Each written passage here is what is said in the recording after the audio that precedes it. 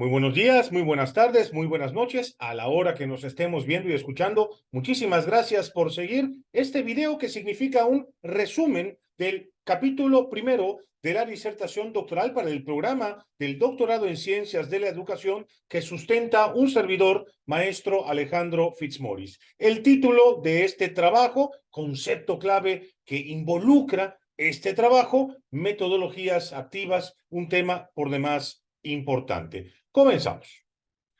En primera instancia, tenemos que hablar del contexto del estudio y por ello debe narrarse que este estudio se llevaba a cabo en una institución universitaria privada, es decir, que obtiene sus recursos a partir de colegiaturas e inscripciones que pagan los propios estudiantes y que se ubica en la ciudad al norte de la ciudad de Mérida, Yucatán. Asimismo, la investigación nos permite aseverar que esta institución ofrecía recursos educativos de manera suficiente, gracias al gran apoyo que obtenía también de la red de otras universidades hermanas y también de los recursos que le permitían obtener de los estudiantes y ofrecer y traducirlos en una importante infraestructura, en importantes recursos de diversas gamas para un adecuado aprendizaje.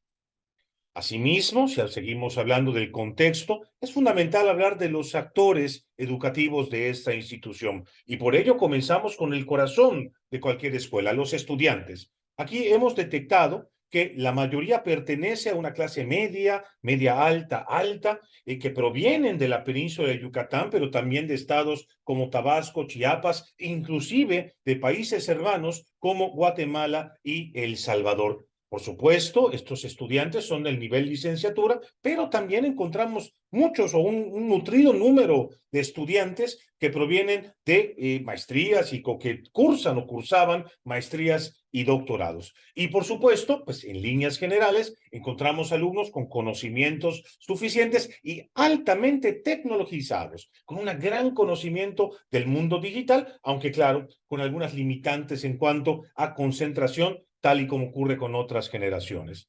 En lo que respecta a los profesores, esencialmente encontramos dos tipos. Profesores por horas que cobran, o vamos a llamarle de manera más cotidiana, por honorarios, y profesores de planta, que además de tener labores de docencia, llevan a cabo investigación, llevan a cabo labores administrativas, de apoyo, de asesorías, de tutoría para con diversos estudiantes. Y por último, pero no menos importantes, pues tenemos a todo el personal administrativo de esta institución, que llevan a cabo labores en la biblioteca, en el departamento de finanzas o con los programas de liderazgo que esta universidad, que esta institución ofrecía. Asimismo, también dentro de este apartado del contexto, encontramos dos reglamentos que serán de suma utilidad, de suma importancia para esta investigación. Primero, reconocer el manual de la institución que reglamenta todas las acciones de esta red de universidades hermanas y, por supuesto, el reglamento que involucra a los estudiantes, el compendio de reglamentos para alumnos que establece muchas disposiciones que serán de interés o que serían de interés para este trabajo.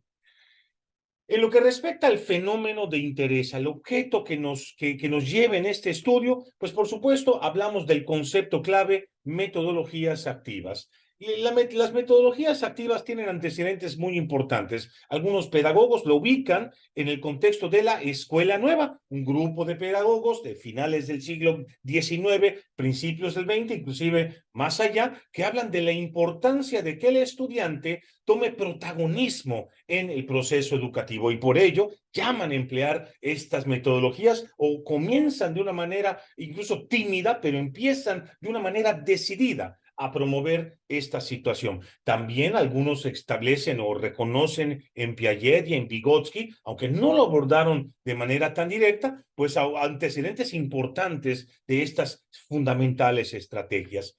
¿Cómo definimos? ¿Cómo podemos establecer una breve definición de metodologías activas? Pues son procedimientos docentes donde en los cuales el estudiante tiene que ser el protagonista del proceso, de tal manera que es una gran alternativa para evitar o para utilizar otras estrategias más allá de la mera exposición tradicional. Ejemplos de esto, tenemos el aula invertida, tenemos el aprendizaje por servicio, por supuesto, el aprendizaje basado en proyectos y el aprendizaje basado en problemas.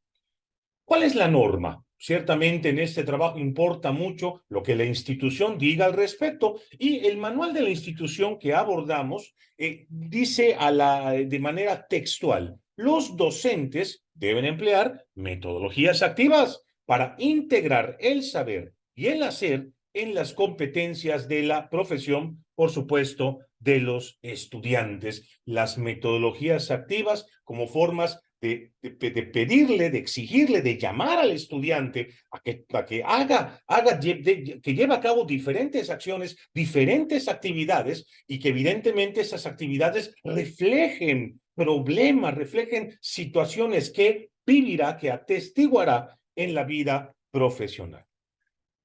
Por supuesto, ¿qué se ha hecho para cumplir? Si la institución tiene por norma darle toda la importancia o la mayor de las importancias a las metodologías activas, ¿qué ha hecho? Bueno, y aquí tenemos una serie de cuestiones que hay que considerar. Por supuesto, talleres y capacitaciones a docentes, reuniones académicas, no solamente reuniones presenciales y talleres presenciales, sino también talleres y cursos en línea de una manera muy didáctica, muy agradable, a través de distintas plataformas. Y, por supuesto, no podemos olvidar que de manera reciente esta institución, esta universidad, ha establecido incluso evaluaciones de paras y asesorías personalizadas que guíen, que traten de asesorar al profesor para implementar correctamente estas metodologías activas. No obstante, a pesar de todo este gran esfuerzo, pues siempre hay áreas de oportunidad, siempre hay problemas que surgen y que tienen que enfrentarse. ¿Cuál es el problema que se ha detectado en este sentido? Que a pesar de la importancia que esta institución le da a las metodologías activas, pues se detecta a través de distintas evidencias como las propias evaluaciones docentes e incluso comentarios informales que los profesores priorizaban métodos tradicionales que impiden un aprendizaje significativo. En otras palabras, es a veces excesiva la presencia de la exposición tradicional. Pero ¿cuál es el beneficio de las metodologías activas? Pues ciertamente le damos un mayor protagonismo al estudiante, es él o ella quien tiene que hacerse cargo de este aprendizaje, no es solamente el profesor hablando, pues ciertamente evita una menor distracción que surge, este fenómeno surge con mucha claridad cuando el profesor expone de manera tradicional por mucho tiempo. Ciertamente permite además estas estrategias presentar escenarios donde se exijan competencias profesionales y que presenten incluso situaciones que ellos o ellas vivirán o vivirían en el futuro. Y claro, además las metodologías activas pues fortalecen las llamadas habilidades transversales o sociales. Importante hablar del método. El método de esta investigación será el investigación-acción, que ya, como ya sabemos, es un método maravilloso, protagonizado, desarrollado inicialmente por Kurt Lewin y, bueno, posteriormente recuperado por otros investigadores. De acuerdo con Suárez, hay 5 fases fundamentales de este proceso. Primero, la identificación del problema. Hacemos una reflexión inicial de cuál es el problema. Se planifica un plan de acción. Se pone en marcha este plan y posteriormente vemos resultados y hacemos una reflexión profunda, significativa, que nos permita volver a implementar un nuevo ciclo, ¿no? Esto, de hecho, se puede llevar a cabo a lo largo de 1 año, 2 años, 3 años. Hay autores, la propia Suárez explica que por lo menos cada fase debe tardar un trimestre.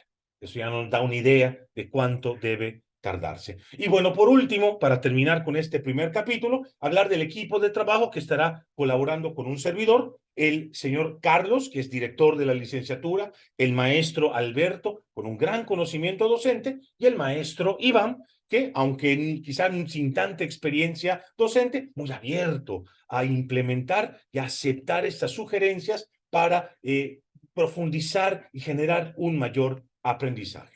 De esta forma, no me queda sino agradecer el favor de su atención. Quedo a sus órdenes. Muy buenas tardes. Saludos.